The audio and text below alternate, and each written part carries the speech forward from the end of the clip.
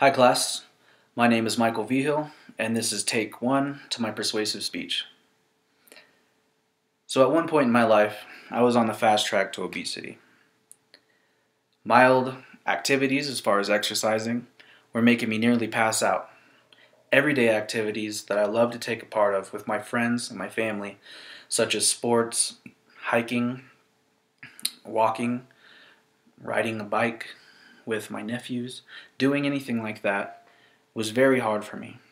At 20 years old, I was getting chest pains so bad and so frequently, I was making regular trips to the emergency room because I didn't know what was happening to me.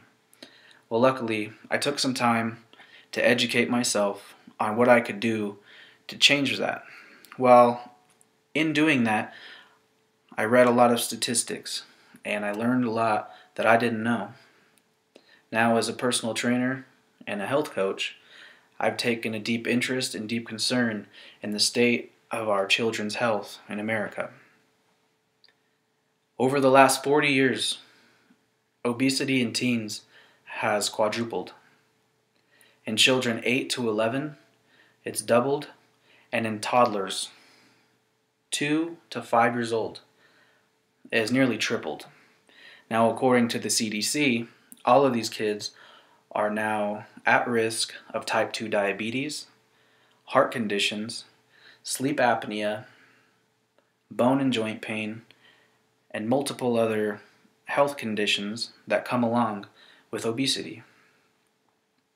Now, you might be wondering, how can we change this? What am I getting at here?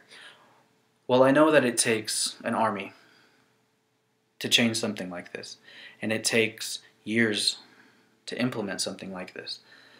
But I think that if we as adults, and we as parents, and we as brothers and sisters that have the power to speak up and try to get nutrition classes implemented in schools throughout college that are not electives but mandatory, that it would help start raising the awareness of what we're putting in our bodies and the long-term risks.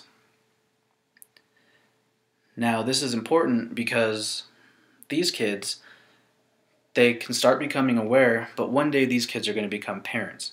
And when they become parents, now they can kind of look at their kids and know, this is maybe what I should be giving my kid. This is a little bit of a healthier alternative as opposed to this. Now, if we start at the bottom there and our children grow up to be more aware, to help their children who then grow up to be more aware, I think that we start to make a dent in childhood obesity. Also, I think it's important that we maybe not be so afraid to talk about the things that are a little bit harsh, like obesity. Now, I know a lot of the times, when people would talk to me during that time, at that time I had gotten married, my family had really noticed that I put on a lot of weight, and they were really trying to kind of jump around and make comments about it without saying it directly because they were scared to hurt my feelings. Well, finally, someone had finally said something to me that was pretty blunt and, made me open my eyes, and I was just kind of like, wow, I never really noticed, I guess, that everybody else noticed that way. And I was like, I have been feeling really bad. I haven't really been myself, and I want to change this, but I don't know how. And that is also my biggest point. I don't think the problem is that people don't care. I think it's just that we haven't taken the time to learn. Now, it's just like if I were to go and try to fix a train, I don't know where to start with that because I haven't taken the time to learn that. It hasn't always been in my first interest to do that, just like health and fitness wasn't my first interest at one point in time until it got to that point that it was so bad. So I don't think that, this is an issue of neglect or that people don't care, but I just think it's just like anything else. We don't know what we don't know, but the beauty of our lives is that we always have the opportunity to learn more. Now, I would just like that, and I think that it'd be so beneficial to us as adults and our children and our children's children, that we start grabbing health, taking it by the reins and really taking control of it and not letting it take control of us. Now that the CDC has not listed obesity as the #1 cause of death in America, but heart-related issues is the #1 cause of death in America, which is generally tied to obesity. Now, that is responsible for nearly 600,000 deaths per year. And while this topic is hard to talk about, I want you to think about one thing. And now this is something that I have also suffered from.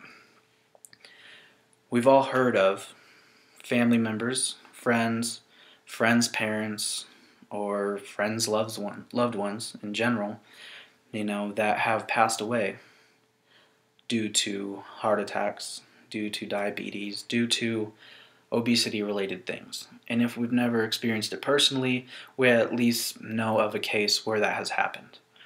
And now, what hits home for me, and what hits so deep in my heart, is my uncle had passed away from a heart attack at only 52 years old. He was my best friend. I grew up doing everything with him.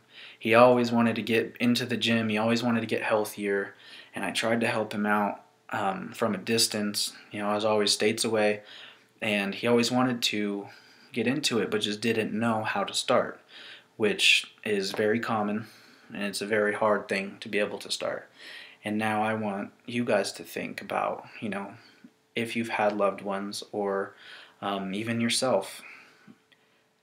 We have such precious moments in our life, and we have such a short time, even though it is 80, 90 years.